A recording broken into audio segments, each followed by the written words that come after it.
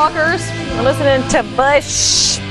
Watching some spacewalkers live, baby, live. Okay, do old sports injuries have you riding the couch? Well, Dr. Michael Pritsker is here. He's going to get us all helped out. Happy Hanukkah. Well, thank you. Merry Christmas. Happy thank holidays. You. Thank you. How was your Hanukkah? It was really good, yeah. Yeah, got a lot of great gifts. We had a great time. Did you? A lot of fun, yeah. Yeah, great. Yeah, glad to hear that.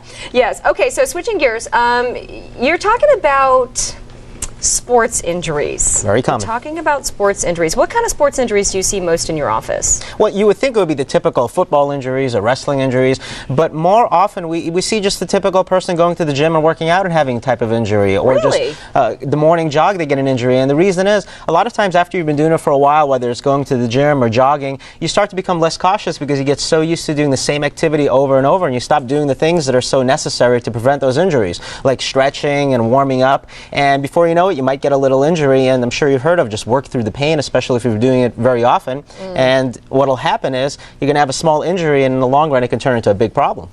So yeah, just typical working out, going to the gym, so running. It's not like that. It's not like the the soccer players or the football players. It's just people that are just going out for the jog or working out in the gym. Well, those are the most common, of course, just soccer players, and especially women. Soccer injuries, they can get vicious on the field.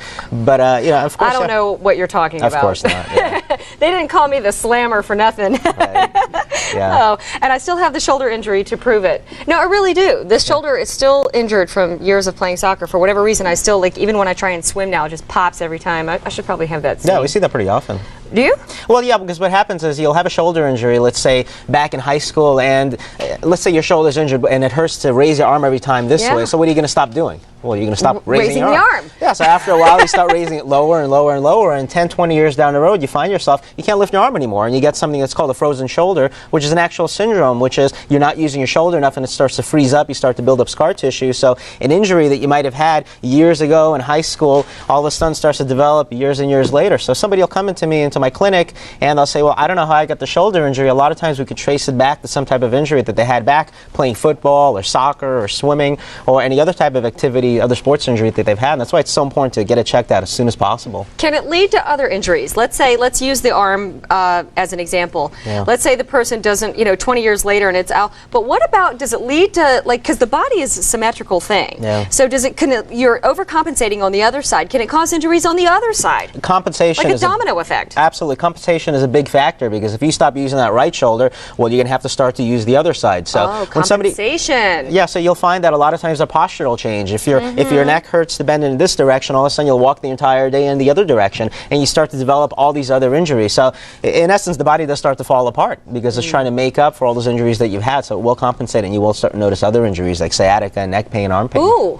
Yeah. Ooh. Yeah, very common. You are a black belt in what kind of martial arts? I think I am wearing a black belt, yes. Yeah. Come on. Yeah, I do mixed martial arts. I'll do jiu-jitsu, karate, kempo karate, and I've been doing that for years and years. So I can relate with a lot of the people that come to my clinic with injuries, because they'll get martial arts injuries, they'll get sports injuries, and I experience the same types of injuries. But, like what?